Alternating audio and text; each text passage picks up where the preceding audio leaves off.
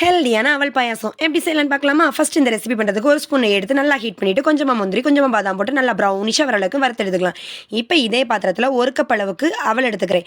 நான் வெள்ளை அவல் எடுத்துருக்கேன், நீங்கள் சிகப்பாவோட எடுத்துக்கோங்க. நல்லா ஃப்ரை பண்ணிக்கலாம். ஒரு 3 to 4 நிமிஷம் சிம்மில் வச்சு நல்லா ஃப்ரை பண்ணிக்கலாம். இப்போ இது கூடவே நான் 1/2 லிட்டர் பாலை நல்லா தண்ணி எதுவுமே சேர்க்காம கட்டியாக காய்ச்சி வச்சிருக்கிறேன். அதை ஆட் பண்ணி நல்லா மிக்ஸ் பண்ணி விட்டுறேன்.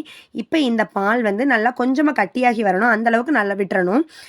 அவல் வந்து நல்லா சாஃப்டாக வர அளவுக்கு வெந்து வரணும். ஓரங்கள்லாம் ஆட வரும், அது எல்லாத்தையும் நல்லா எடுத்து விட்டு நல்லா மிக்ஸ் பண்ணி விட்டுக்கோங்க. நல்லா ஓரளவுக்கு பாருங்கள் சூப்பராக வெந்து வந்துருச்சு. இப்போ அடுப்பை ஆஃப் பண்ணிடலாம்.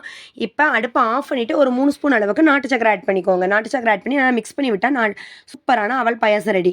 எதுக்காக நம்ம அடுப்பை ஆஃப் பண்ணிவிட்டு நாட்டு சக்கரை சேர்க்குறோம் அப்படின்னா, பால் கொதிச்சுட்டு இருக்கும்போது நம்ம நாட்டு சக்கரை சேர்த்தோம் அப்படின்னா தெரிஞ்சு போயிடும். அதனால தான் நம்ம அடுப்பை ஆஃப் பண்ணிட்டு சேர்க்குறோம்.